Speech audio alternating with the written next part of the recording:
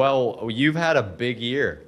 Natural fertilizers have a huge year. So when you look back at 2025, what does this year represent for you and for natural fertilizer?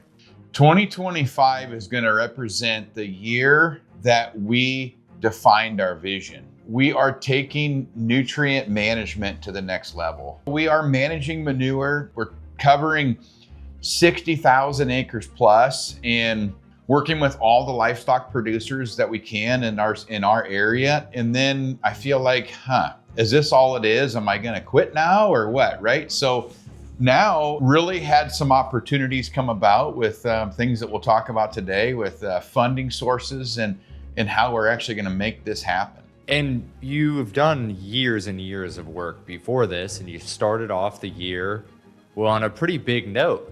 You were in Des Moines and you got recognized as the Iowa Entrepreneur of the Year. You know, when I got a phone call for that, I was like, really? And then I'm like, you guys selected me for what? And then they kind of told me what it was.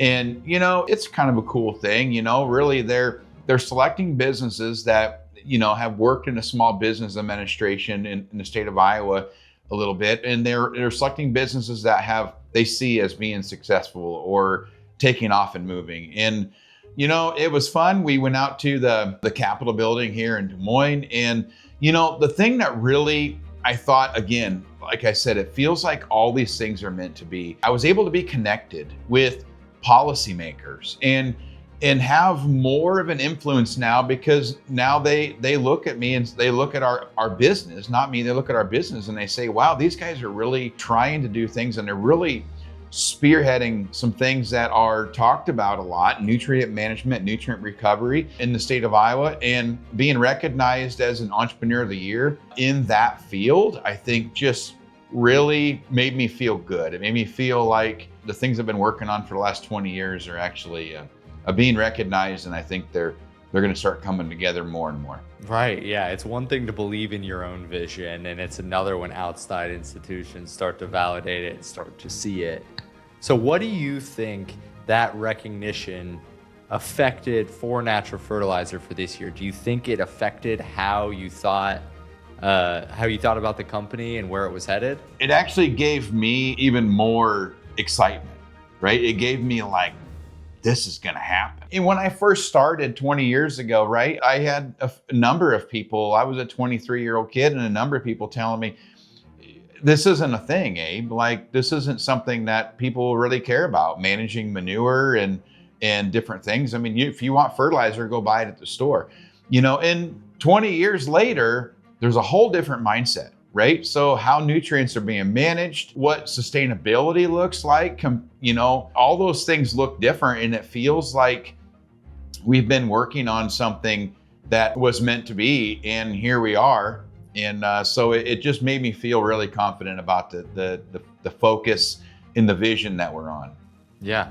So at what point this year did you feel like natural fertilizer had moved into this new phase that you're looking forward at? You know, it wasn't even at the recognition point. It was at the point of probably being accepted for cost share to take my vision and move on. Tell us about the innovation and what the Waste into Nutrient Recovery Center. Okay, so again, like I said, what really kind of got me excited was in 2021, we applied for a grant called the FPEP, which is a Fertilizer Expansion Program. And what they're really focused on is sustainability and creating nutrient sources here, making fertilizer in the United States. Right now, a lot of our fertilizers are imported from overseas. And when we start to have a little bit of conflict with trade and tariffs and stuff, it does kind of ripple the feathers a little bit, or ripple the waves on how nutrients cost. And we've always treated nutrient management as a purchase and utilize and then dispose.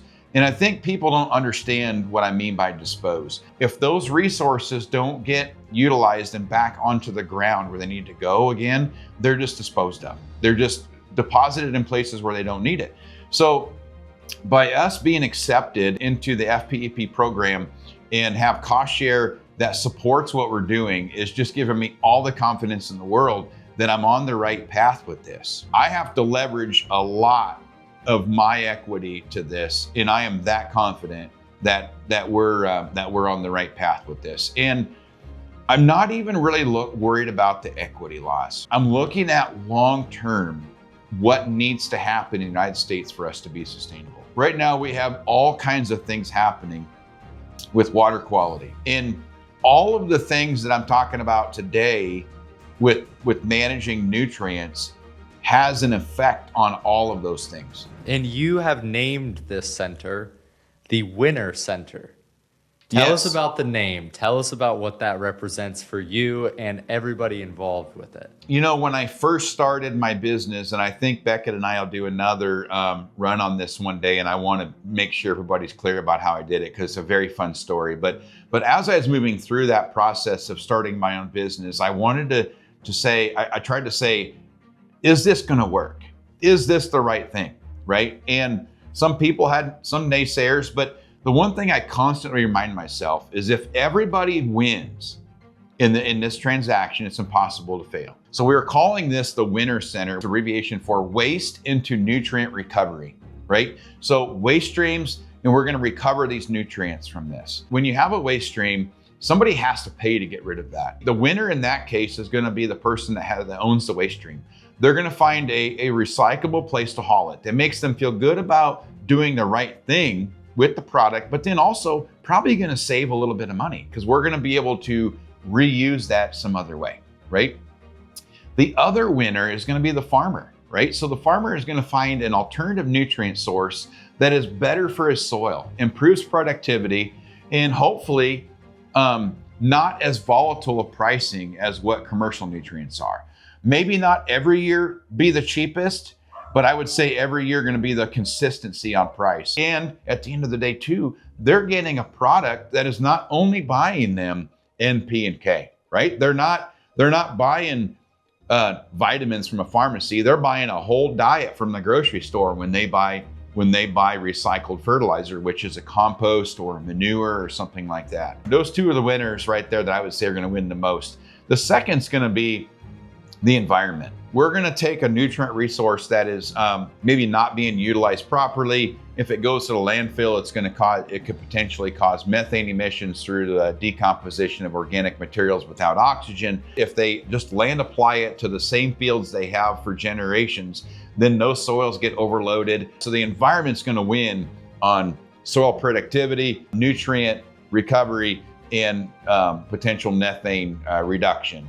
And then the last winner is going to be the economy. We're going to pick up these materials, haul them to one of our winner centers, right? Haul them to one of our locations that we call winner centers because we're going to create wins for everybody at these centers by taking these materials, conditioning them, and then sending them back out and placing them where they're most appropriately needed. That's going to take multiple people to do this. This isn't going to be a one and done thing. This is going to be a truck driver hauling it to the center. It's going to be people conditioning and making the products. It's going to be procurement people and people that are assisting our customers with success of utilizing our products. And then it's going to be distributing back out, applying them to the field, and then starting back over. Right. And you've said this, it's been a multi-year process for you to get to the point where the grant has been approved. And now we're looking into 2026 to create the first facility. What has it taken for Natural Fertilizer and yourself to interact with communities, interact with policymakers and all these different stakeholders to get the first Winner Center started and for construction to start next year? Yeah, we're so excited about groundbreaking here coming up. In 2020, I knew I was going to do something like this. I started looking into the regulations around it and the policies that the state governments and the federal governments use to manage these materials. And I knew they were not set up to do what I wanted to do. They were set up to manage fertilizer commercially. They were not set up to recycle nutrients from waste streams back to fertilizer. So in 2020, I joined a group of people and we started a local chapter of the Iowa Composting Council so we can do more education to policymakers about what the vision looks like as far as creating compost. And it wasn't just me, it was multiple people that are excited about this endeavor. So I became the vice chair to start out with, and then now I'm still the advocacy chair. And I'm working with policymakers in the state of Iowa and somewhat even federal on making sure that we protect our natural resources at the same time that we're able to reutilize these nutrient resources and stimulate local economies. In this spring, I would say I think it was March of 25, that's why 25 has a huge and a pivotal year in this industry, is we did get some policy changes, and we are going to be able to operate legally because they more or less understand what we're doing, and we've created some legislation around it. So that was an awesome experience, and again, being recognized as the Entrepreneur of the Year put me in front of a lot of people that I may not have been able to get put in front of before to showcase what we're doing. And I don't know of a single person that was against it policy-wise. I think the work you're doing affects so many different people. And Abe, I had told you this before we had this interview. I have tried to explain the significance of what you're doing to a lot of people because you mentioned the 4 winds, and I think it has massive implications for humanity and the health of humans, the health of the world when we have a quality of soil that is returning nutrients back to us. But in addition to this, the work you're doing, it affects the communities, it affects environments, it affects how people think about nutrient recovery. You've also done a lot of policy work this year.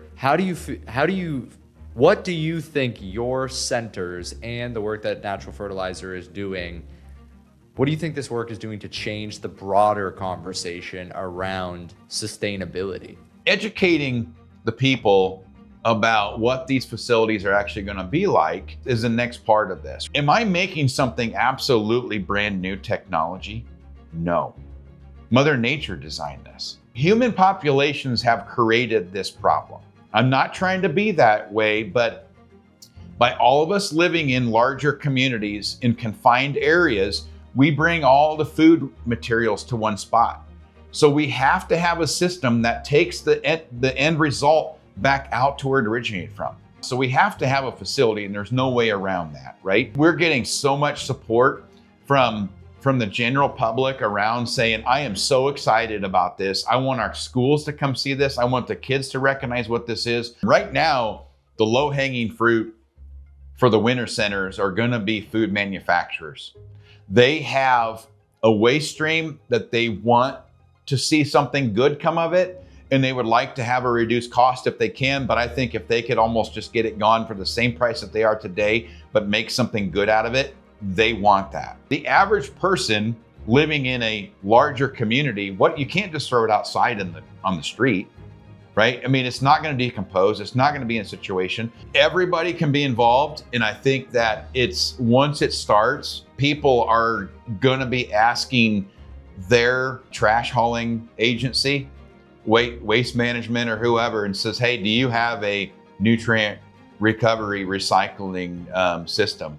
And because we want to contribute to this, and it'll take off. It's just somebody kind of has to do the stinky job that we're going to do. And the vision is closer than people think. So tell us what we can expect as far as key milestones go in 2026. What can people expect to see over the next year? So we have 2 facilities we're trying to build in Western Iowa, and then we've already purchased some land for a 3rd one that I'm just going to have to get my feet on the ground before I get too many of them going.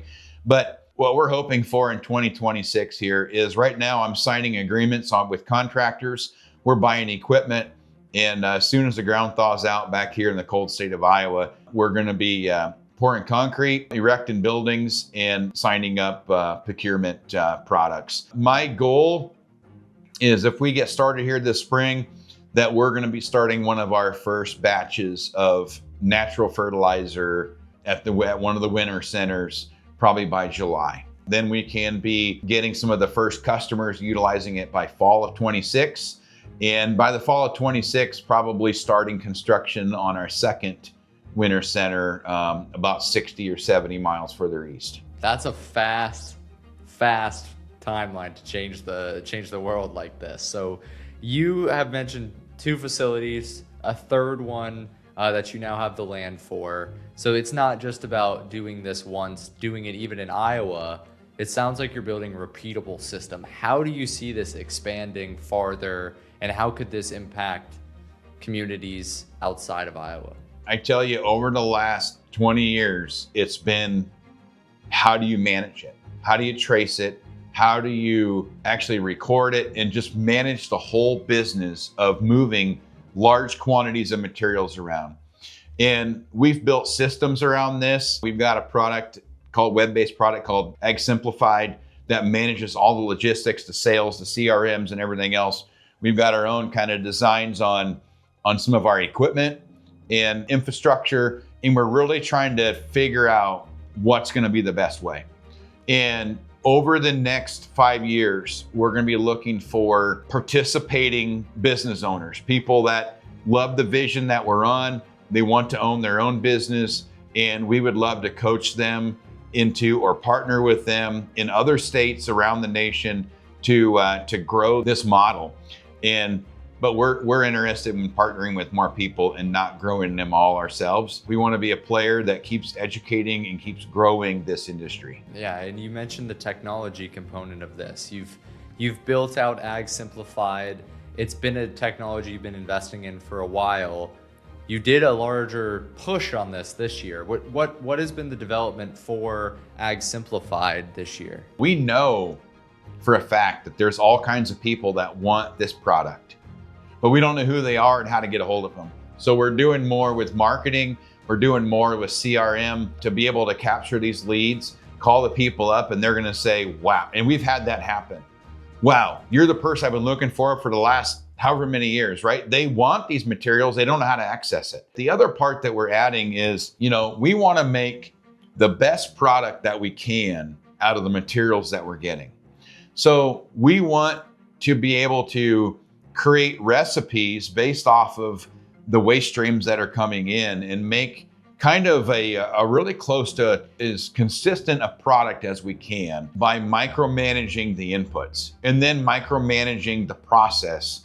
What does that change for the agricultural economy? What does that change for the economy? How does that affect downstream? What are the downstream effects of that is what I'm asking. As far as nutrient recovery, so it's going to be improving environment, and it's going to be a consistent supply of organic materials to farmers to stimulate their soil productivity and make it a healthier soil for generations to come. My grandpa always said, leave the land better than when you got it, right? Don't just utilize it, leave it better than when you got it. This is the way to do that. And again, like I said, if you're a consumer, you want that to happen too. Because if we degrade our soils, it's not a good thing long-term for humanity for that to happen. Oh yeah. You've been doing this for 20 plus years, Abe. What is different about this moment compared to any other point in those last 2 decades? 20 years ago when I started, I knew there's all kinds of nutrients because when I was educated so I can be a consultant for farmers for the USDA back then, what I was focused on then was livestock. And the epiphany that I had in the last a couple of years now on how much larger this is than even livestock is crazy. Sure do. Okay, well, the USDA has recognized the need for people to make shit happen. They've recognized the need for this kind of infrastructure. The industry is paying attention. Where do you see the industry heading? And how is Natural Fertilizer positioned to lead that change? The USDA has looked at regenerative agriculture. They're actually going to fund more money this year to it. And the state agencies, we're working with the state of Iowa on some potential solutions for helping manage the relocation of organic nutrients. So everybody's on the same page right now, and it's so cool to see it. But everybody's on the same page, and I feel like we're on the right path with some things as far as some political moves. Well, there's a lot of stakeholders that this affects. So what should people be watching for then? What is the impact they should be watching for, that the policy, the work that you're doing, the tailwinds that are pushing us towards returning to nature, but doing it with new technology and in an innovative way? What should people be watching for? We don't want this to become a regulation, if you will, right? I'm not really pro, like, we got to force people into this. We've been trying to force people into managing nutrients for the last 50 years. And I've been on that side of the fence 25 years ago. If you can show people how they benefit from this, you do not need regulation. It will just happen, right? So people need to constantly figure out who wins. And if everybody wins, it's impossible for this thing to fail. We want to make sure that this stays voluntary programs and educate as much as we can about why it's good and who's winning from it, and it will run forever. It'll last eternity then. It will become the new way of managing waste streams. And you said it best there. A private market solution that is incentivizing and rewarding everybody involved in it is a sustainable way of doing regenerative agricultural work and for nutrient recycling. And I see it, I hear it when you talk. I'm sure the people listening to this can hear it in you too. You're very passionate about this. Nutrient management isn't exactly what people think about for an exciting living, but you are very passionate about this. What keeps you passionate? What keeps me passionate is just being able to make a difference on something that I feel so many people are going to win from, right? I'm not just selling somebody a widget or something I feel like maybe can benefit you at this particular point in time. I'm working on a process, and I'm trying to say, every single person, I'm trying to make it where every single person wins, and we are doing that. And oh, that's so fun. I don't have to take from somebody and give to somebody so somebody else wins. The passion is all around. I want people to succeed. I want my team members, right?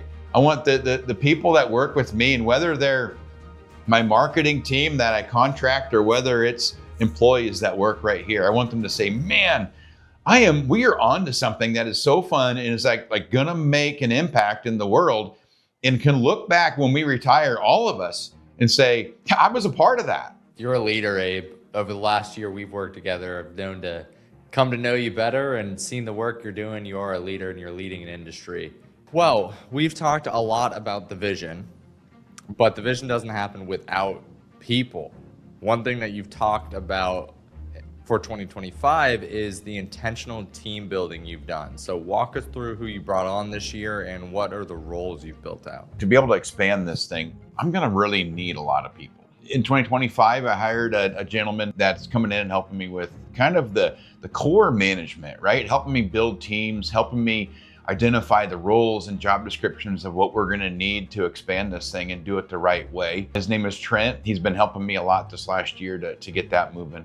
I've also brought in another person that actually came from the NRCS agency. She came on, her name is Randy, and she is just really helping with managing nutrient cycling. She's gonna help with procurement and those things. What we do is very much in the same mission as what the USDA NRCS offices are.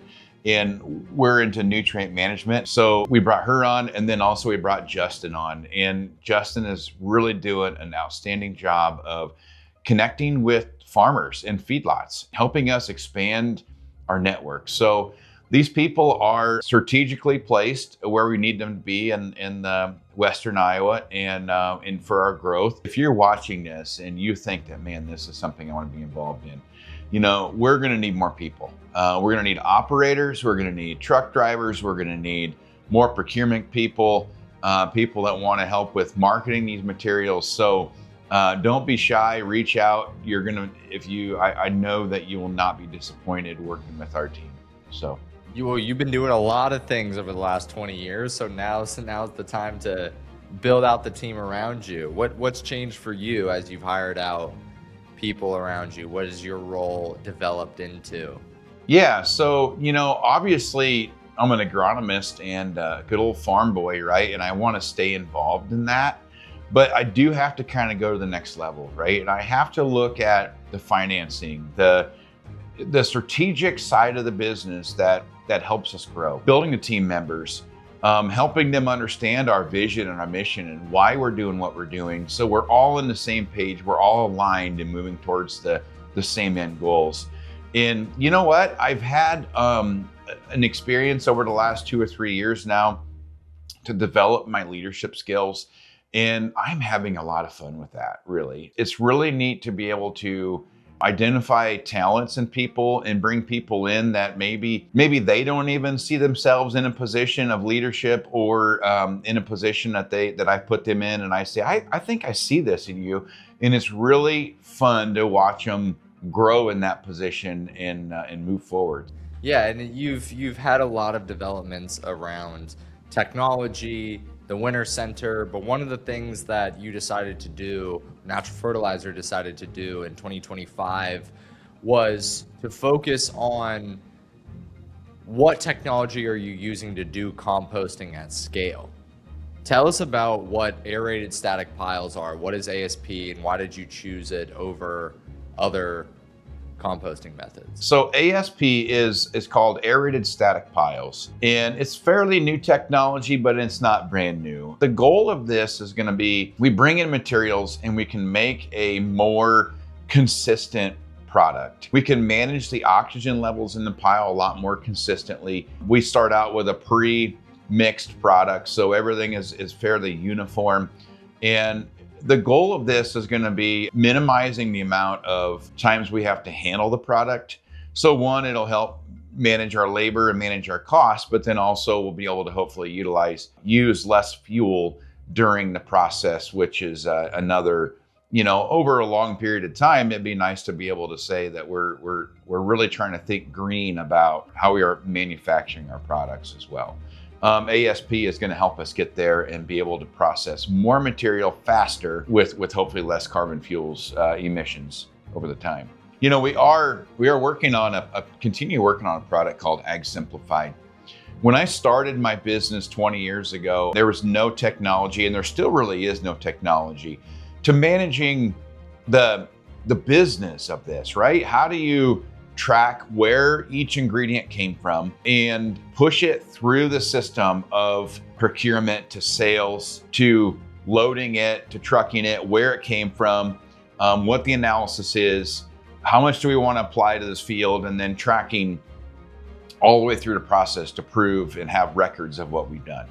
And that was something that I started building, probably 15 years ago, and we're evolving with that product. What do you think it'll change for the agricultural communities and the farmers and the companies that adopt Ag Simplified as a platform? How will they be able to use it, and what are the problems it'll solve for them? It's really going to be able to be utilized on a Winter Center, right? So it's really going to be able to track the amount of volume of each ingredient that we bring in, be able to help us with reporting and recording that we have requirements for the state agencies.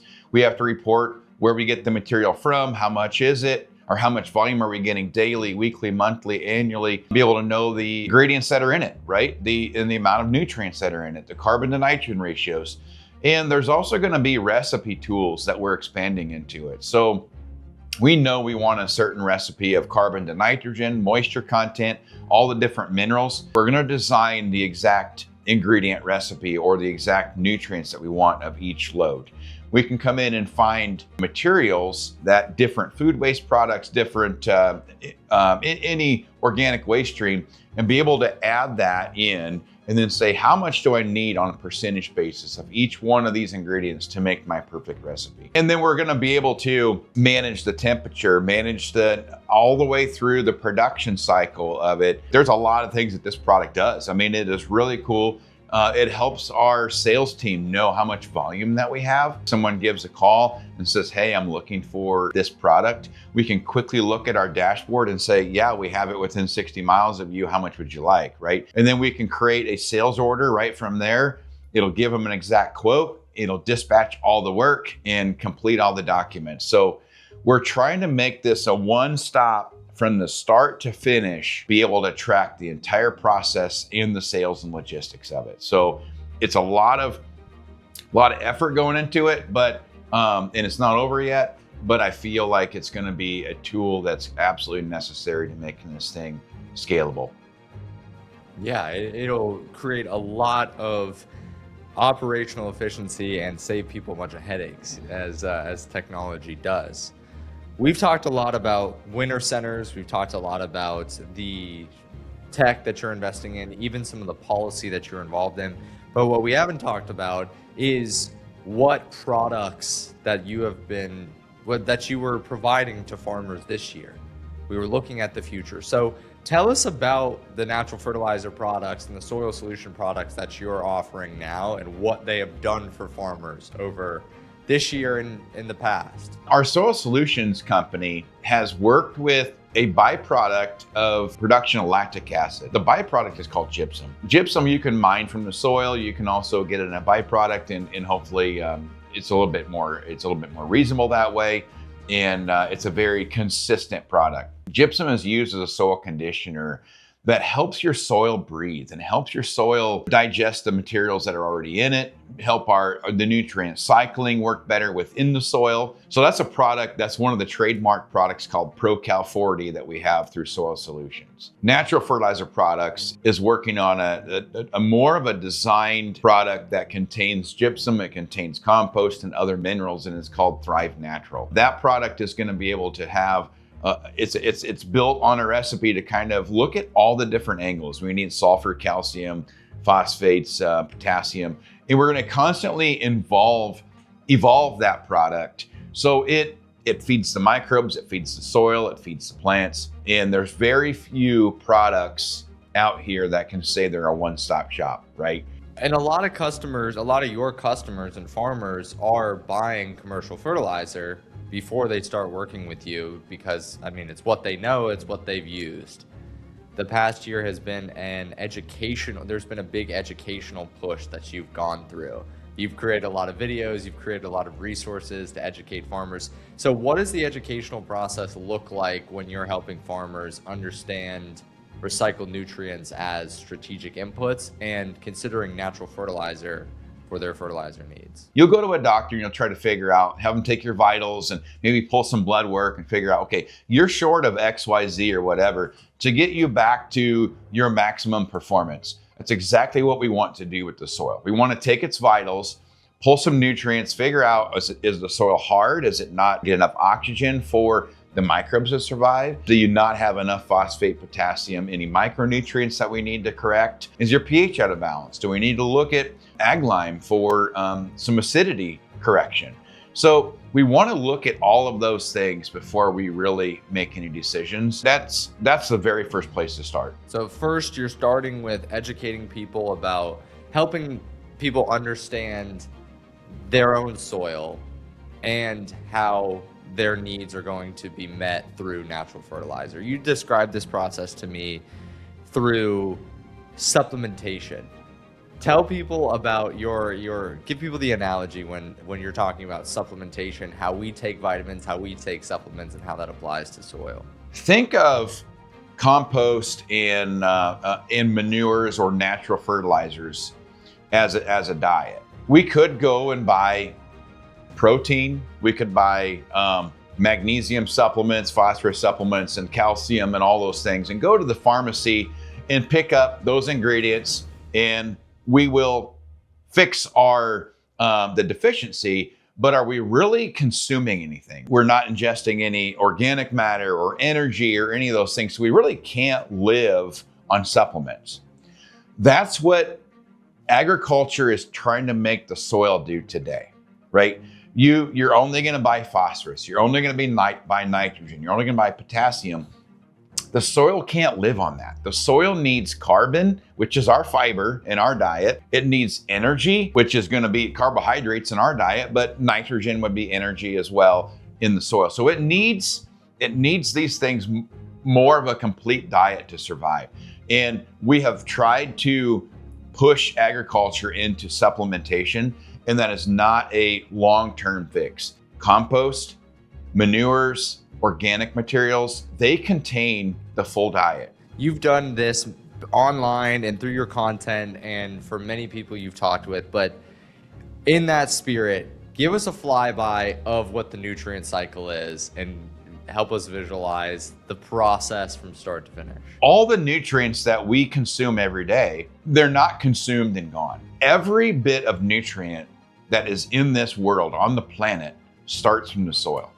There's only one place that we get almost all of our nutrient. I guess I take that back. We do get energy from the sun, right? So we do absorb some energy from the sun. We do get some nitrogen from the air, but most all of our nutrients come out of the soil. All of those nutrients are harvested, fed to living organisms. And then right now, humans have created a very large organic waste streams, whether it's from food processing or after post-consumer, those are still nutrient.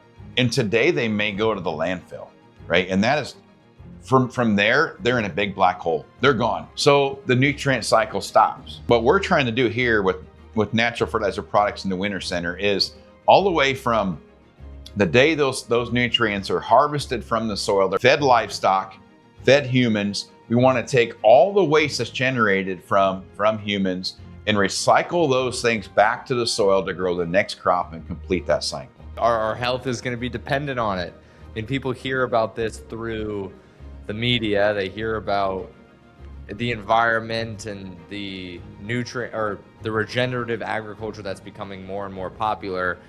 But it's hard to attach it back to ourselves. And what you're doing is explaining the nutrient cycle as a way to attach it back to ourselves. So one part of that is you've got a huge manure management operation. You have a role in this nutrient cycle. I mean, I think you mentioned covering over 60,000 acres, something like that. Like, what does it look like on the day-to-day to manage that? It does take a lot of coordination. In our local area here, we cover about 100-mile radius or 150-mile radius, and it takes multiple subcontractors to help us with trucking and logistics. It takes multiple subcontractors to help us with application and making sure the product is in the right place at the right time for the crop to utilize it. You know, we've got salespeople, procurement people, environmental compliance, making sure that when we work with these operations, these livestock facilities, they have a strict nutrient management plan they have to follow according to the state and federal laws.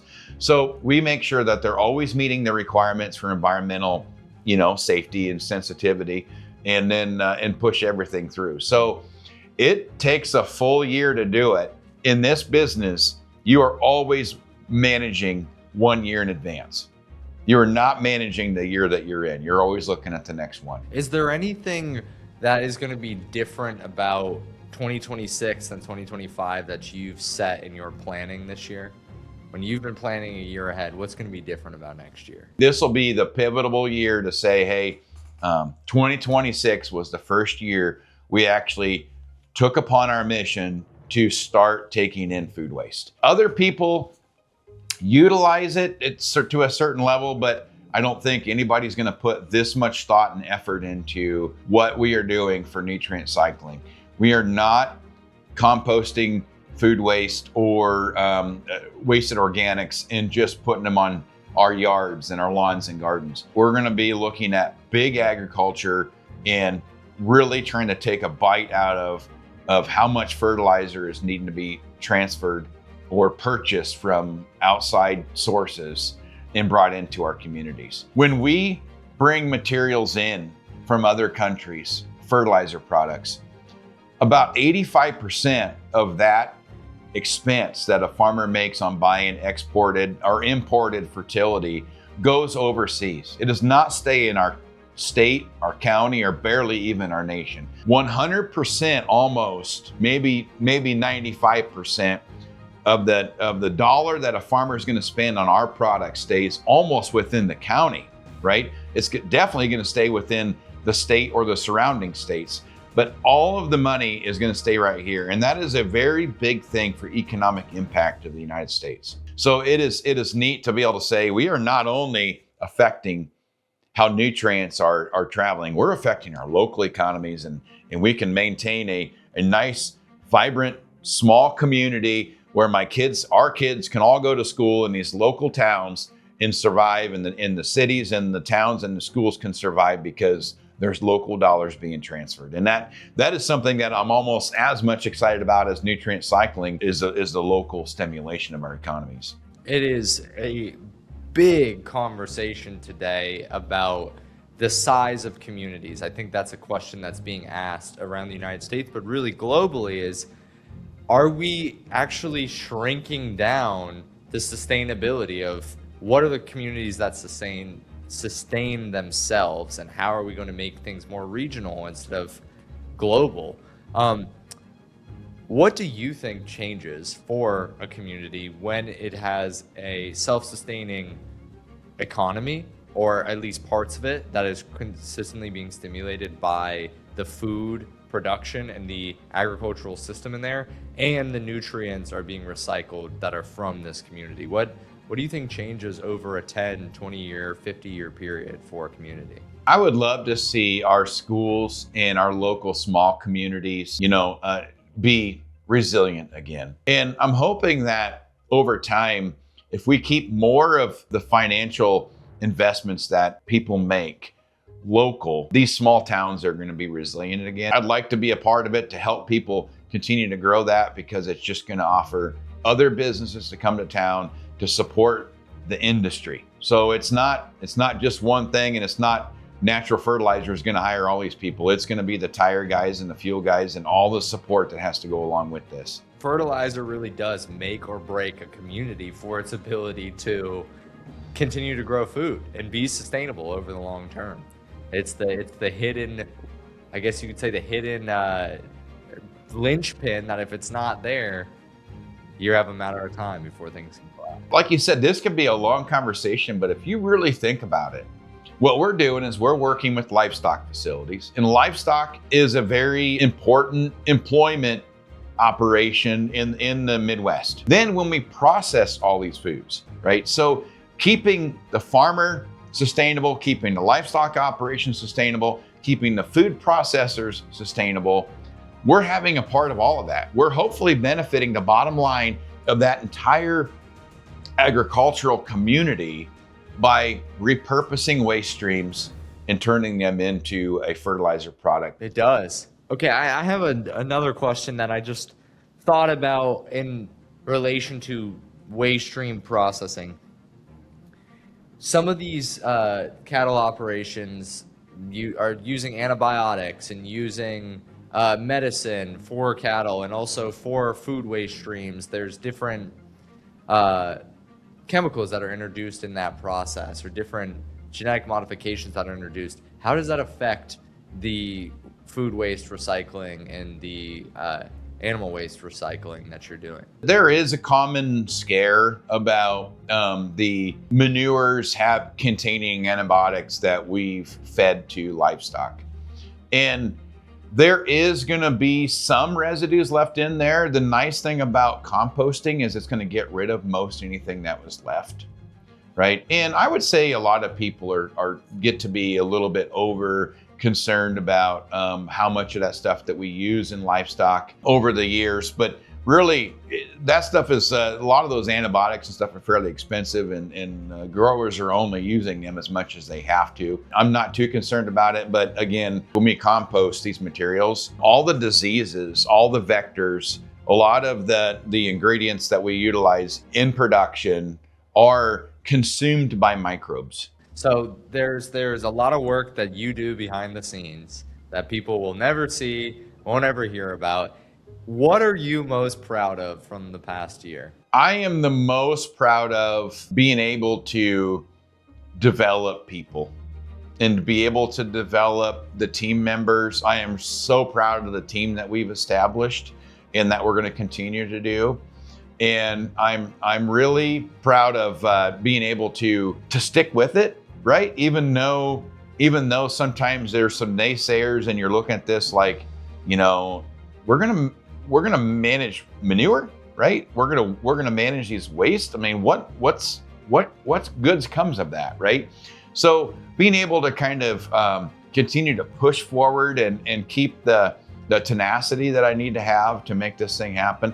I'm excited for the future, and I'm proud of where we're at today and where we're gonna go, essentially. If somebody is just watching this for the first time, never heard of you, never seen anything else, what do you want them to know succinctly about Natural Fertilizer and about the Winter Center? We are here for the right reasons, to benefit everybody, to make an impact, and to have fun, right? We do have fun doing this. Our guys that are out scooping out chicken barns, at the end of the day, they still laugh. It's a shitty job, but they love doing it, right? So well said.